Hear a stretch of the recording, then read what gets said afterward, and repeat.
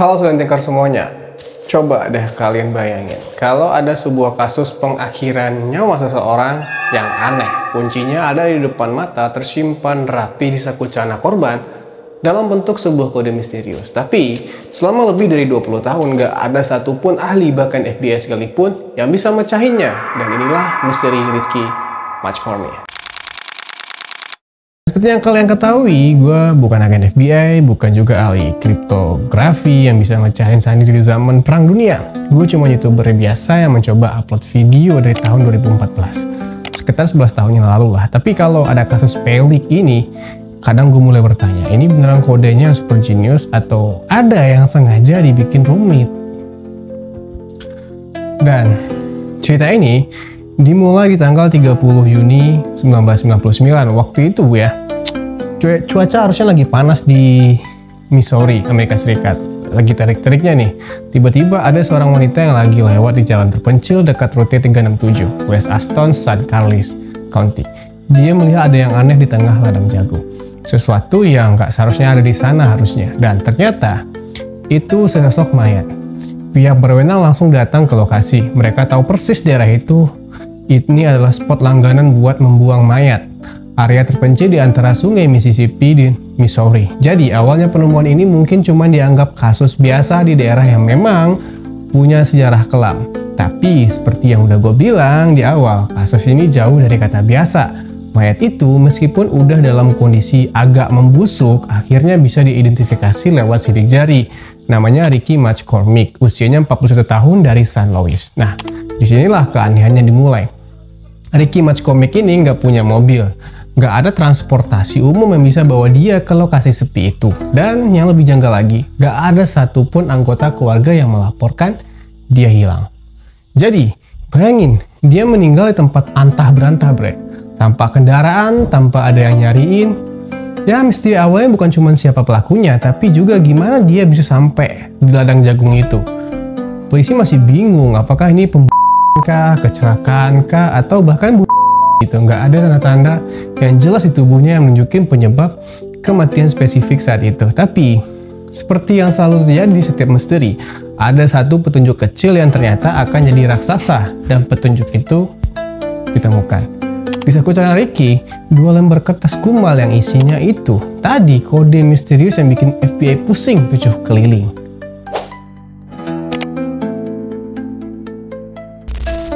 Nah, lo mungkin bertanya-tanya kan, kalau kodenya semisterius itu, siapa sih Ricky McCormick ini sebenarnya? Emang dia artis, ilmuwan, atau mantan agen rahasia lagi nyamar? Pasti ada yang spesial dari dia kan? Kalau dia bisa ninggalin kode yang bikin pusing seisi jagat. Jawabannya mungkin nggak sedramatis yang lo kira. Ricky McCormick itu, dia cuma pria biasa, lahir pada 14 Juni 1958, kehidupan Ricky jauh dari muda. Sejak kecil, ia adalah sosok yang terasing. Laporan menggambarkannya sebagai anak yang sering berdiri sendirian saat istirahat dan menceritakan kisah-kisah ganjil.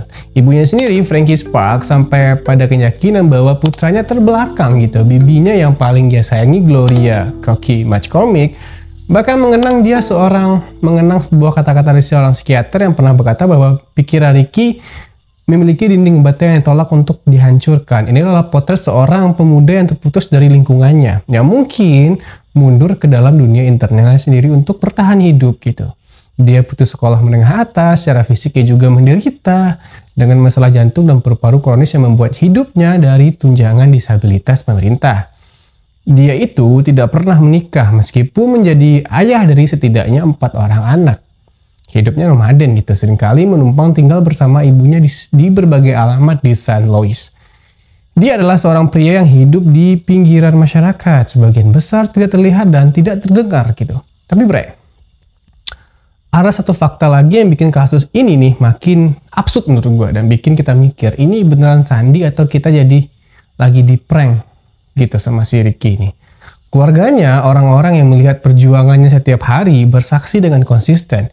Ibunya berkata, satu-satunya hal yang bisa ia tulis salah si Ricky ini adalah namanya, itu cuma coretan. Sepupunya Charles menguatkan, dia tidak bisa mengeja apapun, tapi FBI dalam rilis resminya bertahun-tahun kemudian mengklaim hal sebaliknya.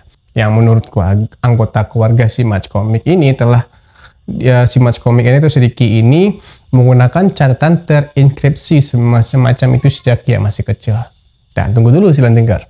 Buta huruf atau jenis kriptografi, dua narasi ini nggak bisa benar-benar secara bersama dong. Apakah keluarganya mau menyembunyikan sesuatu atau apakah FBI salah menginterpretasikan atau lebih buruk melebih-lebihkan fakta untuk membangun sebuah narasi misteri yang lebih besar. Keanehan nggak berhenti sampai di situ. Perilaku Ricky di hari-hari terakhirnya melukiskan potret seorang pria yang sedang diburu. Setelah bebas dari penjara karena kasus pemerkosaan, menurut undang-undang, Ricky bekerja di pom bensin Amoco yang dikelola oleh Bob Hamdallah, seorang pria dengan reputasi kekerasan yang mengerikan. Menurut pacarnya saat itu, Sandra, Ricky menjadi kurir marijuana untuk bosnya, bolak-balik ke Florida. Nah, setelah perjalanan terakhirnya, sekitar 2 minggu sebelum kematiannya, perilaku Ricky ini berubah drastis guys gitu. Dia menjadi paranoid dan sangat ketakutan. Antara 22 dan 25 Juni, dia mengunjungi 2 UGD rumah sakit yang berbeda, mengeluh sesak napas. Bibinya punya teori yang lebih mengerikan. Ricky ini tidak sakit, dia mencoba untuk bersembunyi. Dan pada 27 Juni, Ricky terakhir kali terlihat hidup. 3 hari kemudian tubuhnya ditemukan di ladang jagung. Begitu ditemukan, para penyidik langsung yakin ini bukan sembarangan coretan, ini pasti sebuah pesan. Sebuah petunjuk yang krusial yang bisa membongkar siapa yang bertanggung jawab atas kematian si Ricky ini. Atau setidaknya ya, apapun yang terjadi sebelum dia meninggal. Karena yakin ini adalah kuncinya buat mecahin semuanya itu. Awalnya mereka pede banget gitu kan, mikirnya ini pasti sandi biasa gitu, tinggal kasih ke ahli, beres lah ini. Dan memang kasus ini langsung diserahkan ke unit sandi FBI. Bayangin, ini badan sekelas FBI. Mereka punya ahli kriptografi paling jempolan sedunia dengan pengalaman mecahin kode-kode perang dunia. Sampai sandi-sandi mafia paling rumit yang bikin kepala pusing. Dan mereka punya segalanya untuk mecahin kode ini harusnya. Tapi coba, apa yang terjadi setelah itu? Selama lebih dari 2 dekade ya, kalau nggak salah dengar, lebih dari 20 tahun, para ahli kriptografi FBI itu cuma bisa garuk-garuk kepala. Mereka udah coba berbagai macam metode yang paling canggih. Mulai dari substitusi, transposisi, V-generate, segala macam algoritma komputer canggih lah. Bahkan sampai nyoba nyari pola dari frekuensi huruf, jumlah kata, atau arah penulisan gitu. Pokoknya semua teori dan cara memecahkan sandi yang ada di buku mereka sudah coba gitu. Hasilnya apa ya? Nihil, kosong, zong gitu.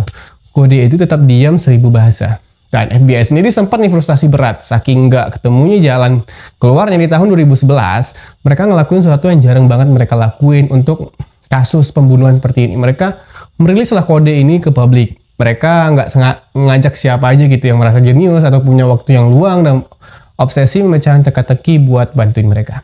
Ribuan orang dari seluruh dunia ikut coba dong. Dari ahli matematika, profesor bahasa kuno, sampai para puzzle master dari komunikasi online yang jago mecahin riddle paling rumit itu. Dan ada yang bilang ini pakai sistem bahasa mati atau bahasa alien, ada yang nyoba nyari anagram, ada yang yakin ini pakai sandi Caesar yang dimodifikasi berkali-kali. Macam-macam teorinya gitu. Tapi ujung-ujungnya nggak ada yang berhasil. Mereka semua nyerah sama kayak FBI tadi. Ini bukan cuma kode yang sulit sih menurut gua. Ini kayak sebuah lelucon kejam dari alam semesta. Sebuah pesan terakhir dari seorang pria yang entah kenapa bisa bikin badan intelijen paling canggih di dunia, bahkan ribuan orang jenius di internet jadi kelihatan bego gitu.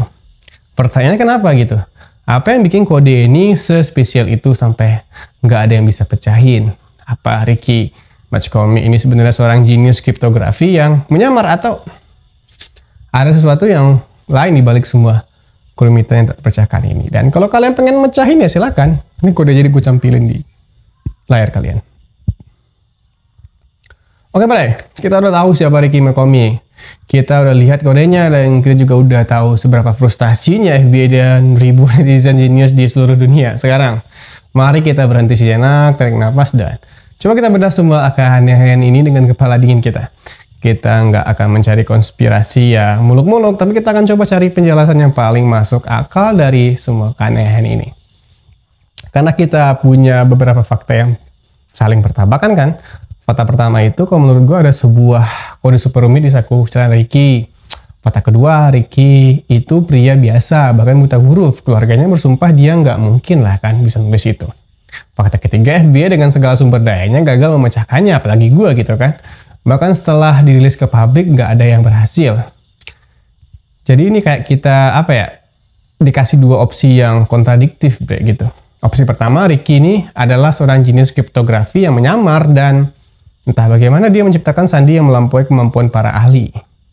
Opsi B menurut gue adalah opsi kedua, kode itu bukan seperti yang kita kira dan cara kita memandangnya selama ini mungkin salah.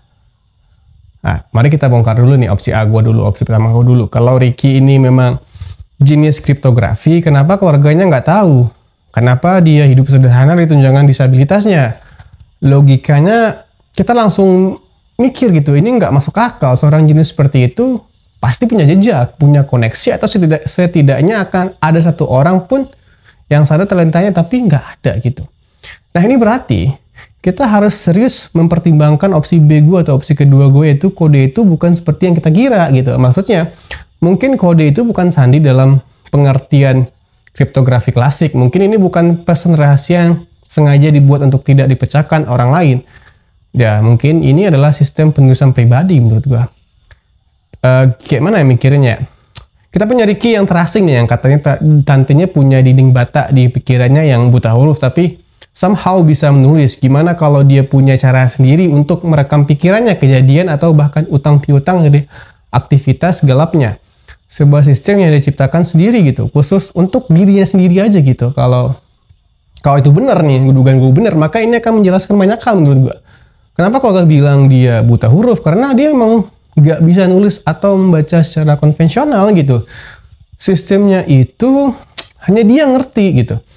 Kenapa FBI gagal? Karena mereka mencari bahasa universal yang punya kunci dan aturan. Sementara ini adalah bahasa individual tanpa kunci dan aturannya hanya ada di kepala si Ricky. Ibaratnya mereka mencari bahasa Inggris, padahal ini bahasa planet Kribo yang cuma Ricky yang jadi kamusnya gitu. Kenapa itu terlihat seperti kode gitu kan? Kenapa ada pola, ada pengulangan karakter, ada semacam struktur. Tapi struktur itu tidak dimasukkan untuk dienkripsi atau dideskripsikan. Itu hanya cara dia merekam informasi menurut gue. Dan ini menjelaskan juga kenapa ada klaim FBI yang bilang keluarganya tahu dia pakai catatan terinskripsi. Mungkin keluarganya melihat Ricky sering menulis hal aneh. Tapi mereka nggak ngerti itu apa. Mereka menginterpretasikan sebagai kode, padahal itu adalah bahasa pribadi si Ricky ini sendiri menurut gue. FBI mungkin mendengar dia punya catatan aneh, lalu menginterpretasikannya sebagai catatan terinskripsi. Terjadi miskomunikasi lah di sini menurut gue. Dan pemikiran ini juga menyambung dengan latar belakang si Ricky yang hidup di pinggiran, yang paranoid, yang merasa diburu. Mungkin catatan ini adalah catatan tentang siapa yang ditemui, transaksi narkobanya, atau bahkan ancaman yang dia rasakan. Cara dia merekam dunia sekitarnya yang berbahaya dengan cara satu-satunya yang dia bisa gitu. Jadi, kalau kita pakai logika gue ini maka catatan itu bukanlah kunci kasus pembunuhan dalam arti petunjuk yang bisa dipecahkan menurut gue. Catatan itu adalah artefak tragis dari pikiran seorang pria yang terisolasi, yang mencoba berkomunikasi dengan dunianya dengan cara satu-satunya yang ia bisa gitu. Dan ini bukan berarti kita meremehkan kasus pembunuhannya. Justru sebaliknya, kalau kodenya itu memang bahasa pribadi yang tak terpecahkan, maka fokus investigasi FBI selama ini mungkin salah alamat. Dan gue bukan mau ngejat ataupun mau ngeremehkan, tapi itu pemikiran gue gitu. Nah, kalau kita simpulkan dari semua keeping puzzle yang udah kita rangkai tadi, gue percaya satu hal. Catatan Ricky itu bukan sandi yang dimaksudkan untuk dipecahkan orang lain. Dengan segala hormat nih kepada upaya FBI dan ribuan chipel solver di luar sana, kalau Ricky memang buta huruf, sangat kecil kemungkinannya dong dia menciptakan sistem kriptografi yang lebih canggih dari yang pernah ada di dunia. Sebaliknya, yang paling logis adalah itu adalah sistem pencatatan pribadi si Ricky. Cara dia menuliskan dunianya yang rumit dengan caranya sendiri yang unik. Mungkin tentang transaksi narkobanya, orang-orang yang ditemui, atau bahkan rasa takutnya yang dia rasakan di hari-hari terakhirnya. Nah, kalau teori ini atau pemikiran ini benar, maka artinya fokus investigasi yang bertahun-tahun terpaku pada kode itu mungkin salah alamat. kasus pembunuhan Ricky McCormick ini yang sebenarnya bisa jauh lebih sederhana dan tragis dari yang kita kira. Ini adalah kisah seorang kurir narkoba tingkat rendah yang mungkin tewas di tangan rekan-rekan bisnisnya. Para tersangka ada, motifnya jelas dari kehidupan yang paranoid. Tapi kasusnya menjadi dingin karena kurangnya bukti forensik lain di TKP dan mungkin karena energi dan sumber daya penyidikan habis untuk memecahkan Sandi yang seharusnya dan sebenarnya tak perlu dipecahkan. Pada akhirnya Ricky ini pria yang tidak terlihat sepanjang hidupnya menjadi korban 2 kali menurut gua. Kenapa? Pertama, oleh pembunuhnya di ladang jagung. Kedua, oleh misteri sendiri, oleh kode mati yang dia tinggalkan yang ternyata jauh lebih menarik daripada nyawanya di mata dunia, dan itu adalah ironi paling pahit dari kasus ini. Kayak biasa, tetaplah kalian ada, tetaplah kalian bertanya, dan gua Kato, see you di next video. Adios, bye-bye.